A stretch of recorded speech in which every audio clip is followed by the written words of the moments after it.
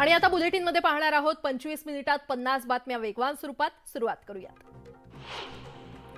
पाऊस लांबल्यानं पालेभाज्यांना हंगामातील उच्चांकी भाव मिळतोय. जुन्नर कृषी उत्पन्न बाजार समितीच्या नारायणगाव उपबाजारात कोथिंबीरीच्या जोडीला 50 ते 80 रुपये तर मेथीला 40 ते 50 रुपये भाव मिळतोय आणि त्यामुळे गृहिणींचे बजेट कोलमडले. देशातील बाजारात सोयाबीनचे भाव अद्यापही स्थिर आहेत. सोयाबीनला 4600 ते 5100 रुपये दर मिळतोय. आंतरराष्ट्रीय बाजारातील तेजी टिकून राहिल्यास देशातील भावही वाढतील असा अंदाज व्यक्त करण्यात येतोय. देशामध्ये तुरीचा स्टॉक खूप कमी आहे आणि त्यामुळे सरकारच्या सक्तीनंतर देखील भाव कमी होताना दिसत नाहीये. तुरीला सरासरी 9500 ते 10500 रुपयांचा दर मिळत असून यंदा तुरीचं उत्पादन आणि पुरवठा पाहता तुरीचे भाव तेजीमध्ये राहतील असा अंदाज जाणकारांनी व्यक्त केलाय. पाऊस लांबल्यानं सध्या बाजारामध्ये कैरीची आवक टिकून आहे. लोणच्यासाठीच्या कैरीला सध्या 2000 ते 3000 रुपयांचा भाव मिळतोय. यंदा बदलतं वातावरण आणि पावसामुळे कैरीचं उत्पादन घटलं आणि त्यामुळे हा भाव टिकून राहील असा अंदाज व्यापाऱ्यांनी व्यक्त केलाय. देशात यंदा बाजरीचं उत्पादन घटलं असून बाजरीला मागणी चांगली आहे आणि त्यामुळे बाजरीचे भाव तेजीमध्ये आहेत. बाजरीला प्रति क्विंटल 2200 ते 2500 रुपयांचा भाव मिळतोय. बाजरीला पुढील काळामध्ये देखील उठाव चांगला राहण्याचा अंदाज आहे. देशातील बाजारात कापूस दरावरील दबाव कायम आहे. कापसाची आवक सरासरीपेक्षा आजही जास्त असून कापसाचे भाव प्रति क्विंटल 6800 ते 7400 रुपयांवर आहेत. देशातील बाजारात 50,000 गाठींवर कापूस आवक झालेली आहे तर वादळामुळे गुजरातमधील अनेक बाजारांमध्ये कापसाचे व्यवहार बंद आहेत. मृग नक्षत्रातही पाऊस न झाल्यानं छत्रपती संभाजीनगरमधील शेतकरी चिंतेत आहेत. सिल्लोड तालुक्यातील मिरची आणि कपाशी पिकांची ठिबक सिंचनावर लागवड करण्यात आली आहे. मात्र जलाशयांनी तळ गाठल्यामुळे पिकांना पाणी कसं द्यावं असा प्रश्न निर्माण झालेला आहे. सोलापूरच्या उजनी धरणातील पाणीसाठा घटत चालल्यामुळे सोलापूरकरांना आता भीषण पाणी संकटाला सामोरं जावं लागणार आहे. रविवारपासून नागरिकांना पाणीपुरवठा अर्धा तास कमी होणार असून महापालिकेच्या पाणीपुरवठा विभागानं उजनी पंप हाऊस येथून दुबारा पंपिंगची तयारी केली आहे. बंगालच्या उपसागरात चक्रीय वाऱ्याची स्थिती निर्माण झालेली आहे. त्याचा परिणाम म्हणून बाष्पयुक्त ढग ओडिशा, तेलंगणा, विदर्भ आणि रायपूर परिसरात जमा झालेत. त्यामुळे विदर्भासह संबंधित भागात विजेच्या कडकडाटासह पाऊस पडण्याचा अंदाज वर्तवण्यात आलेला आहे. किरकोळ आणि घाऊक बाजारात टोमॅटो चांगलेच महाग झालेले आहेत. किरकोळ बाजारामध्ये 60 रुपये किलो दरानं टोमॅटोची विक्री केली जाते तर परराज्यातून आणि महाराष्ट्रातून होणारी टोमॅटोची आवक कमी झाल्यानं टोमॅटोचे भाव वधारले असल्याचं व्यापाऱ्यांनी सांगितलं. आंधरमावळातील माऊची डोंगरवाडी येथील नागरिकांच्या पिण्याच्या पाण्याचा प्रश्न निर्माण झालेला आहे. एक हंडा पाण्यासाठी विहिरीत उतरावं लागतंय तर अशुद्ध पाण्यामुळे ग्रामस्थांचं आरोग्य देखील धोक्यात आलंय. देहूतील विठ्ठलवाडीला हवेली कृषी अधिकारी अंतर्गत सोयाबीन पीक प्रात्यक्षिक घेण्यासाठी सोयाबीन बियाणे कृषी सहाय्यक जयश्री पाडेकर यांनी वाटप केलं आणि आधुनिक बीबीएफ यंत्रानं सोयाबीनच्या बियाण्याची पेरणी केली जाणार आहे. देहू गावात 90 ते 95 हेक्टर क्षेत्र सोयाबीन पिकाचं आहे. आषाढी यात्रेच्या निमित्तानं वारकऱ्यांच्या आरोग्य तपासणी आणि उपचारासाठी पंढरपूरमध्ये राज्य सरकारच्या वतीनं 3 ठिकाणी मेगा कॅम्प घेतले जाणार आहेत. त्यामध्ये साधारणतः 17 लाख वारकऱ्यांची तपासणी होईल असा दावा राज्याचे आरोग्य मंत्री डॉक्टर तानाजी सावंत यांनी केलाय.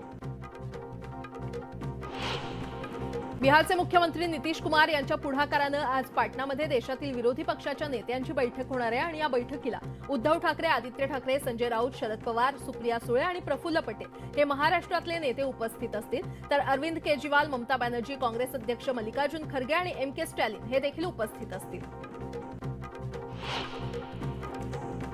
जळगावातील रस्त्यांची दुरवस्था, नालेसफाईची अपूर्ण कामं अशा विविध कारणांमुळे बहुजन मुक्ती पार्टीनं जळगाव महापालिकेसमोर धरणे आंदोलन केलंय. यावेळी पदाधिकाऱ्यांनी प्रशासनाविरोधात जोरदार घोषणाबाजी करून आपल्या मागण्या मान्य कराव्यात अशी मागणी केली. बुलढाण्याच्या साखरखेडा परिसरातील कोराडी प्रकल्पात एका तरुणाचा बोटिंग करताना बुडून मृत्यू झाला. चिखली येथील 2 तरुण बोटिंगसाठी गेले असता फोटो काढण्यासाठी त्यांनी बोटीतून उड्या घेतल्या आणि यावेळी हे दोघेही जण बुडू लागले. बोट चालकाला प्रसंगावधान दाखवत एकाला वाचवण्यात यश आलं मात्र दुसऱ्या तरुणाचा मृत्यू झालाय.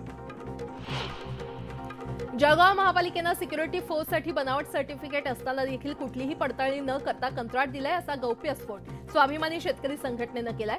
हे सुरक्षारक्षक पुरवणाऱ्या कंपनीवर नाशिकमध्ये गुन्हा दाखल असल्याचे पुरावे देखील स्वाभिमानी शेतकरी संघटनेचे जिल्हाध्यक्ष विवेक सोनावणे यांनी सादर केलेले आहेत. ऑनलाईन मागवलेले प्रोडक्ट दिलेल्या वेळेमध्ये घरी न पोहोचल्यानं ॲपवर कुरिअर ट्रॅक करणं छत्रपती संभाजीनगरमधल्या एकाला महागात पडलंय. आरोपीनं 2 रुपये भरण्यास सांगून बँक खात्यातून 90,720 रुपये लंपास केले आणि या प्रकरणी हर्सूल पोलीस ठाण्यात गुन्हा दाखल करण्यात आलाय. जळगावच्या पारोळा कोळगाव रोडवरील शिंदे येथे भरधाव ट्रकनं बाईकला धडक दिली आणि या अपघातात बाईकवरील तरुणाचा मृत्यू झालाय। या प्रकरणी पोलिसांनी ट्रक चालकाला ताब्यात घेऊन गुन्हा दाखल केलाय। छत्रपती संभाजीनगर महापालिकेतील 1793 कंत्राटी कर्मचाऱ्यांचं ऑडिट केलं जाणार आहे। प्रशासक जी श्रीकांत यांनी प्रत्येक विभागानं 4 दिवसात कंत्राटी कर्मचाऱ्यांचं ऑडिट करावं असे आदेश दिले। जळगावच्या जामनेर तालुक्यातल्या वाडी गावाजवळ कार आणि ट्रकचा भीषण अपघात झाला। या अपघातात कार चालक जागीच ठार झाला असून पोलिसांनी ट्रक चालकाला ताब्यात घेतलंय। विठुरायाची आषाढी यात्रा काही दिवसांवर आल्यानं पंढरपुरात 15 ते 18 लाख भाविक येण्याची शक्यता आहे आणि त्यामुळे सोलापूर मध्य रेल्वे विभागाकडून वारकऱ्यांच्या सोयीसाठी 181 रेल्वे गाड्यांची व्यवस्था करण्यात आली आहे। महाराष्ट्रातील विविध कानाकोपऱ्यातील भाविकांना पंढरपुरात येण्यासाठी रेल्वे प्रशासनाकडून विशेष व्यवस्था करण्यात आलेली आहे। कोविड सेंटर कथित गैरव्यवहार प्रकरणी ईडीच्या हाती महत्त्वाचे धागेदोरे लागल्याची माहिती सूत्रांकडून मिळते। 150 कोटींच्या मालमत्तेची कागदपत्र, 68 लाखांची रोकड आणि 1 कोटी 82 लाखांचे दागिने सापडल्याची माहिती सूत्रांकडून मिळते। ठाकरे गटातील सुजित पाटकर, सूरज चव्हाण यांच्यावर ईडीनं धाडी टाकलेल्या आहेत। आदित्य ठाकरेंचे निकटवर्तीय सूरज चव्हाण यांना ईडीनं समन्स बजावलेला आहे। कथित कोविड घोटाळ्याप्रकरणी ईडीकडून चौकशी केली जाणार आहे आणि यामध्ये छापेमारी दरम्यान ईडीकडून 17 तास चौकशी झाली असून सोमवारी पुन्हा ईडीकडून त्यांना समन्स बजावण्यात आले। ईडी अधिकाऱ्यांकडून मुंबई महानगरपालिकेच्या मध्यवर्ती खरेदी विभागात रात्री उशिरापर्यंत चौकशी सुरू होती आणि यामुळे कामावरून संध्याकाळी 5 ते 6 वाजता सुटणारे अधिकारी आणि कर्मचारी रात्री उशिरापर्यंत कार्यालयामध्येच थांबून होते। मुंबई महानगरपालिकेच्या खरेदी मध्यवर्ती विभागाची ईडीकडून तब्बल 8 तास कसून चौकशी सुरू होती आणि 8 तासानंतर 5 अधिकारी कार्यालयामधून बाहेर पडले। ईडीच्या या कारवाईनंतर आदित्य ठाकरे यांनी सूरज चव्हाण यांची चेंबूरच्या निवासस्थानी जाऊन भेट घेतली। जवळपास अर्धा तास आदित्य ठाकरे हे चव्हाण यांच्याशी चर्चा करत होते आणि त्यानंतर हा दबाव तंत्राचा भाग असल्याचा आरोप आदित्य ठाकरे यांनी माध्यमांशी बोलताना केला। मुंबईमध्ये 2 दिवसांपासून ईडीचं धाडसत्र सुरू आहे। कोविड काळातल्या घोटाळ्यांबाबत महापालिकेतील तत्कालीन अधिकारी, कर्मचारी आणि ठाकरे कुटुंबियांच्या निकटवर्तीयांच्या घरी हे छापे टाकण्यात आलेले आहेत। या संदर्भात आता शिवसेनेच्या किरण पावसकर यांनी आदित्य ठाकरेंवर गंभीर आरोप केलाय। या चौकशीचा 100% आदित्य ठाकरे यांच्याशी थेट संबंध आहे असा आरोप पावसकर यांनी केलेला आहे।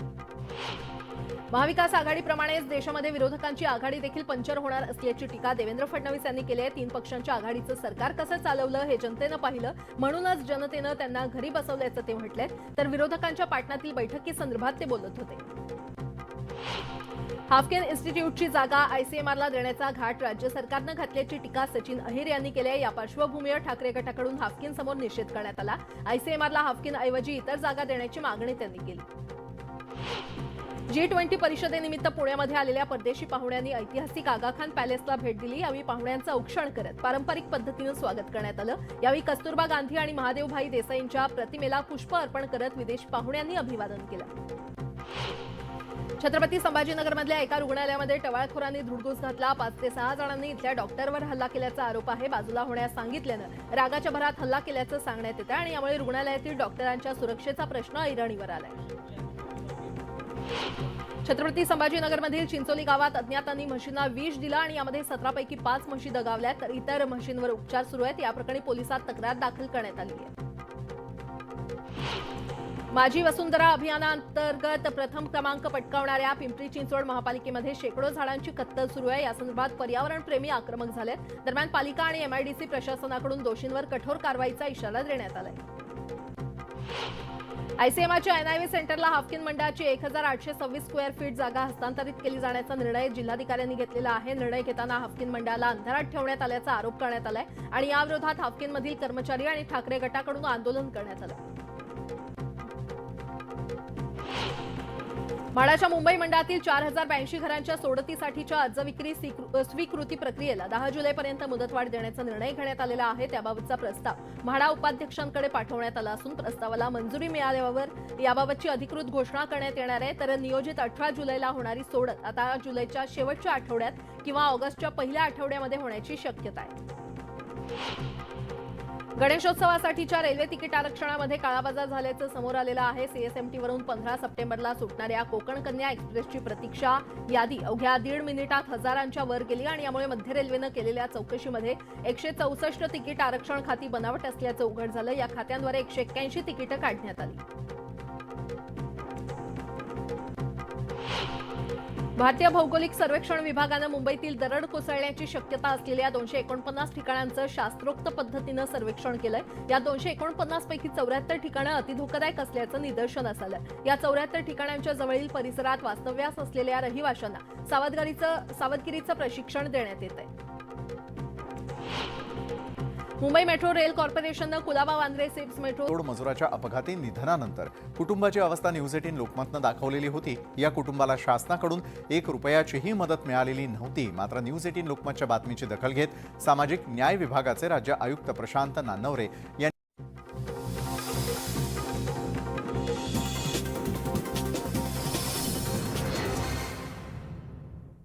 ब्रेकनंतर आपलं पुन्हा एकदा स्वागत। उर्वरित बातम्या पाहूयात वेगवान स्वरूपात। राज्य शासनाच्या सामाजिक न्याय आणि विशेष सहाय्य विभागातर्फे परदेशी शिक्षण शिष्यवृत्तीच्या अर्जांसाठी मुदतवाढ देण्यात आलेली आहे आणि त्यानुसार विद्यार्थ्यांना 5 जुलैपर्यंत अर्ज करता येईल। समाज कल्याण आयुक्त डॉक्टर प्रशांत नारनवरे यांनी ही माहिती दिली आहे। तळोजा कारागृहातील कैद्यांना देखील अधिकार आहेत आणि त्यांना तात्काळ शुद्ध पिण्याच्या पाण्याची व्यवस्था करून देण्यात यावी, तसंच पाण्याच्या उपाययोजनेबाबत अहवाल सादर करावा असे निर्देश मुंबई उच्च न्यायालयानं तळोजा कारागृह प्रशासनाला दिलेले आहेत। यासोबतच बुलेटिनमध्ये आणखीन एक छोटासा ब्रेक। पाहत रहा न्यूज 18 लोकमत।